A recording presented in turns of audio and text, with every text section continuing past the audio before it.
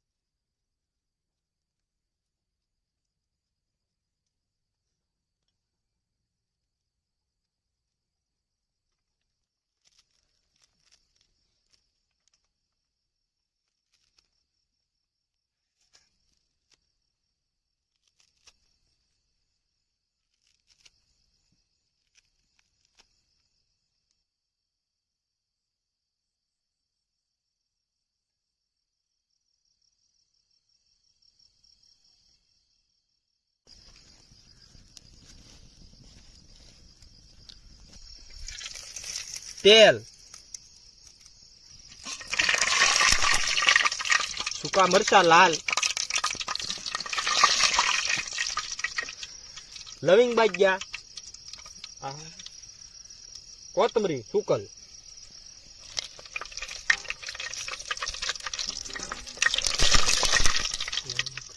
વઘાણી,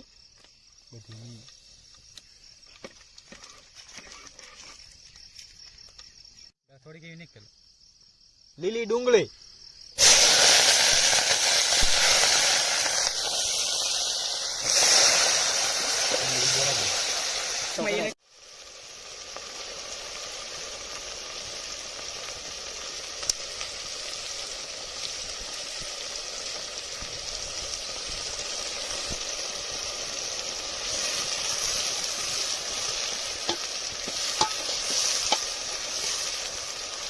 ટમેટા,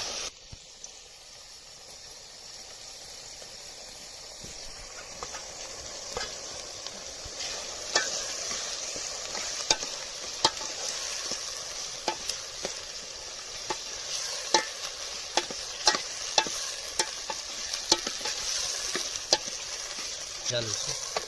ત્યારબાદ આપણે આ ગ્રેવીને 5 મિનિટ સુધી મસ્ત પાકવા દેવાની છે. તો આપણે હલાવશું આને ઘડીક.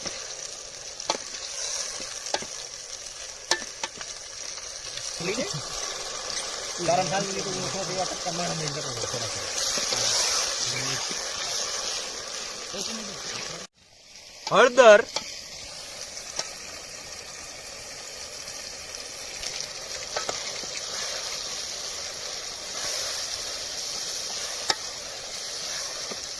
કાચું મરચું એકદમ તીખું,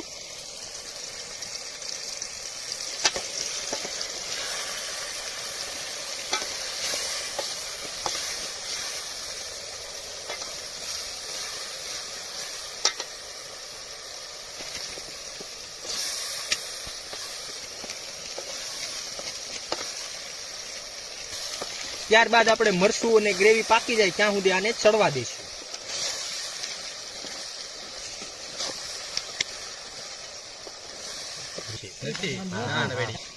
ત્યારબાદ સ્વાદ અનુસાર નમક,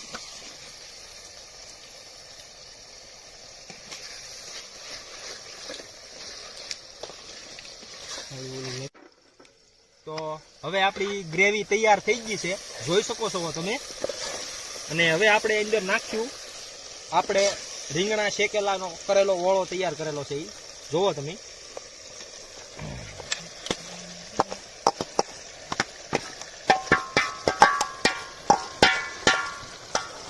હવે આને આપણે એકદમ મસ્ત મિક્સ કરી નાખ્યું હલાવીને.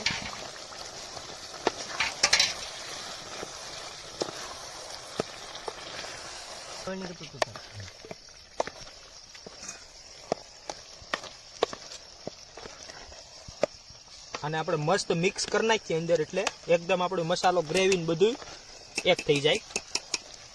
અને ત્યારબાદ આને 2 મિનિટ આપણે મસ્ત સડવા દઈશું.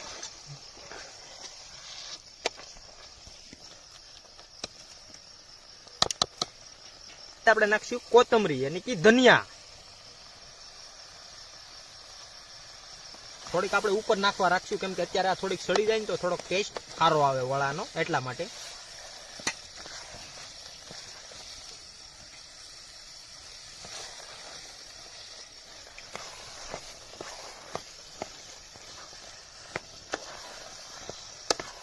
તો જુઓ મિત્રો, આપણો ઓળો બનીને તૈયાર થઈ ગયો છે અત્યારે. જુઓ તમે, એકદમ ટેસ્ટી હો, બાકી કાંઈ ઘટે જ નહીં. આ તો તમને શું કહેવાય, થોડોક વિડીયોમાં પીળો દેખાય, બાકી છે રાતો એકદમ. જુઓ તમે. હવે આપણે આને ઉતારી લેવું અને ઉપર નાખી દેવું કોથમરી.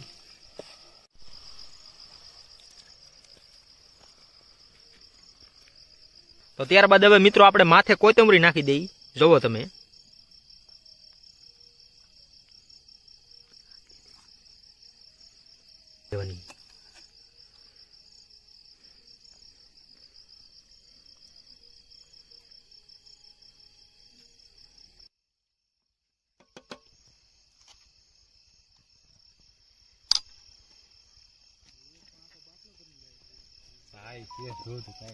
દૂધ હું ખાવે નહીં, બહુ ન ભાવ.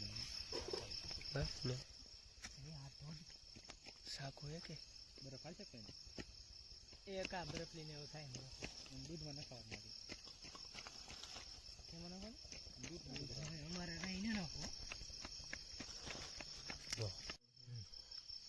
ગુજરાતી સ્ટાઇલ ઓળો રોટલો એકદમ સુપર. દેશી ઓળો રોટલો.